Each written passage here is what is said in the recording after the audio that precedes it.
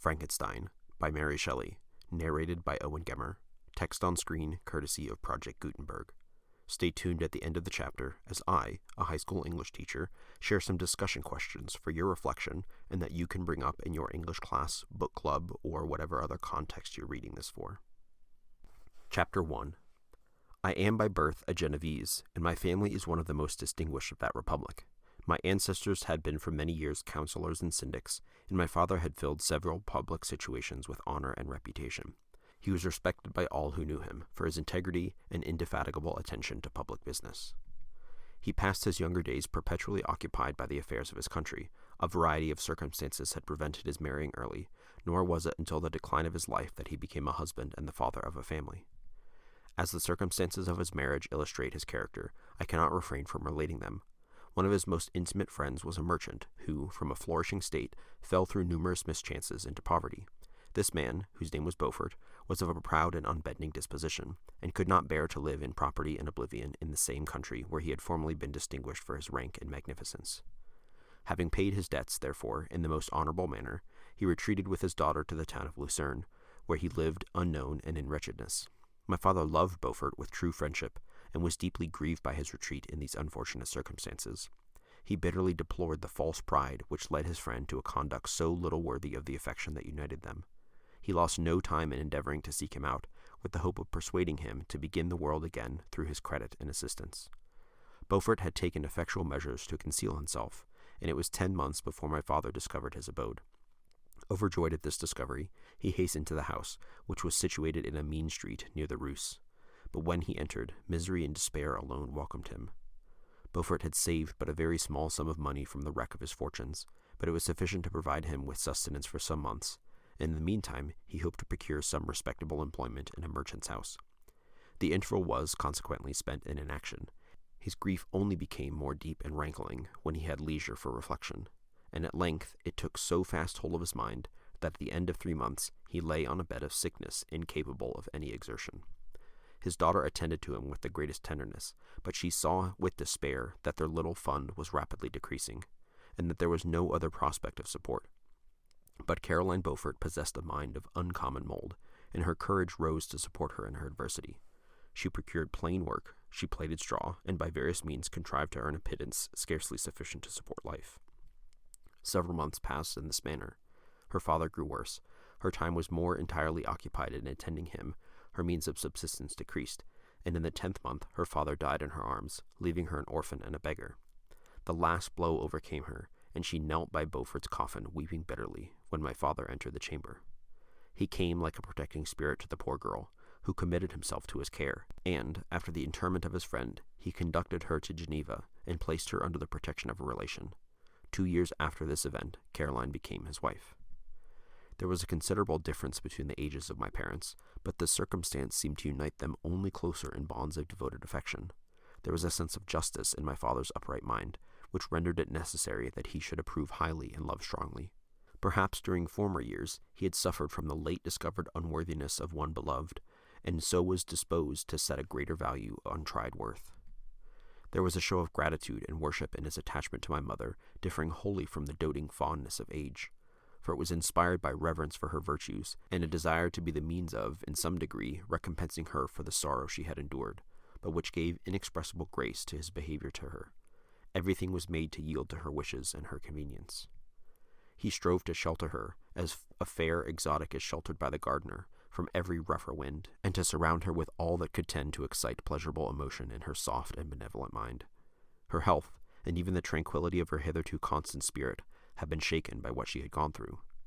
During the 2 years that had elapsed previous to their marriage, my father had gradually relinquished all his public functions, and immediately after their union they sought the pleasant climate of Italy, and the change of scene and interest attendant on a tour through that land of wonders, as a restorative for her weakened frame. From Italy they visited Germany and France. I, their eldest child, was born at Naples, and as an infant accompanied them in their rambles. I remained for several years their only child. Much as they were attracted to each other, they seemed to draw inexhaustible stores of affection from a very mine of love to bestow them upon me. My mother's tender caresses and my father's smile of benevolent pleasure while regarding me are my first recollections. I was their plaything and their idol, and something better, their child, the innocent and helpless creature bestowed on them by heaven, whom to bring up to good, and whose future lot it was in their hands to direct to happiness or misery, according as they fulfilled their duties towards me.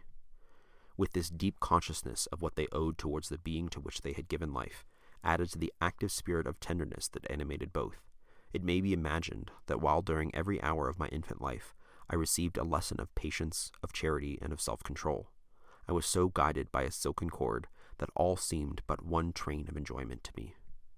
For a long time I was their only care. My mother had much desired to have a daughter, but I continued their single offspring. When I was about 5 years old, while making an excursion beyond the frontiers of Italy, they passed a week on the shores of Lake Como. Their benevolent disposition often made them enter the cottages of the poor. This, to my mother, was more than a duty. It was a necessity, a passion, remembering what she had suffered and how she had been relieved, for her to act in turn the guardian angel to the afflicted. During one of their walks, a poor cot in the foldings of a veil attracted their notice, as being singularly disconsolate, while the number of half-clothed children gathered about it spoke of penury in its worst shape. One day, when my father had gone by himself to Milan, my mother, accompanied by me, visited this abode. She found a peasant and his wife, hard-working, bent down by care and labor, distributing a scanty meal to 5 hungry babes. Among these, there was one which attracted my mother far above all the rest. She appeared of a different stock. The 4 others were dark-eyed, hardy little vagrants. This child was thin and very fair. Her hair was the brightest living gold, and despite the poverty of her clothing, seemed to set a crown of distinction on her head. Her brow was clear and ample, her blue eyes cloudless, and her lips and the molding of her face so expressive of sensibility and sweetness that none could behold her without looking on her as if of a distinct species, a being heaven-sent, and bearing a celestial stamp in all her features. The peasant woman, perceiving that my mother fixed eyes of wonder and admiration on this lovely girl, eagerly communicated her history. She was not her child, but the daughter of a Milanese nobleman. Her mother was a German and had died on giving her birth. The infant had been placed with these good people to nurse. They were better off then. They had not been long married, and their eldest child was but just born. The father of their charge was one of those Italians nursed in the memory of the antique glory of Italy, one among the schiavi ognor fermenti, who exerted himself to obtain the liberty of his country. He became the victim of its weakness. Whether he had died or still lingered in the dungeons of Austria was not known. His property was confiscated, his child became an orphan and a beggar. She continued with her foster parents, and bloomed in their rude abode, fairer than a garden rose among dark-leaved brambles. When my father returned from Milan, he found, playing with me in the hall of our villa, a child fairer than pictured cherub, a creature who seemed to shed radiance from her looks, and whose form and motions were lighter than the chamois of the hills. The apparition was soon explained. With his permission, my mother prevailed on her rustic guardians to yield their charge to her. They were fond of the sweet orphan. Her presence had seemed a blessing to them, but it would be unfair to her to keep her in poverty and want, when Providence afforded her such powerful protection. They consulted their village priest, and the result was that Elizabeth Lavenza became the inmate of my parents' house, my more than sister, the beautiful and adored companion of all my occupations and my pleasures. Everyone loved Elizabeth. The passionate and almost reverential attachment with which all regarded her became, while I shared it, my pride and my delight. On the evening previous to her being brought to my home, my mother had said playfully, "I have a pretty present for my Victor. Tomorrow he shall have it." And when, on the morrow, she presented Elizabeth to me as her promised gift, I, with childish seriousness, interpreted her words literally, and looked upon Elizabeth as mine to protect, love, and cherish. All praises bestowed on her I received as made to a possession of my own. We called each other familiarly by the name of cousin. No word, no expression could body forth the kind of relation in which she stood to me, my more than sister, since till death she was to be mine only. Hi, I'm Mr. Gemmer. I'm a high school English teacher, and I'm here to discuss Frankenstein with you. These are some discussion questions about Chapter 1 of Frankenstein. What do you notice about the backstory of how Victor's father got together with his mother? Is the care that he showed for her admirable, or is it creepy, or is it a little bit of both? What does their relationship sort of set the stage for this family's dynamics with one another? As Victor describes his early childhood, he uses these words to describe the way his parents treated him.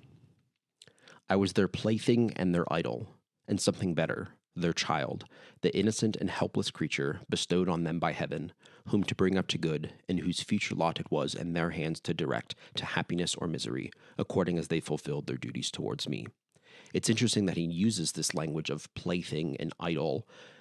And I'm curious for you to think, would this be a way that you would want your parents to have treated you? Do you think that would make for a good childhood? If so, why? What would be good about it? And if not, what might make this into a strange sort of childhood? The interesting family dynamics continue as we get the backstory of how Elizabeth was adopted into the family.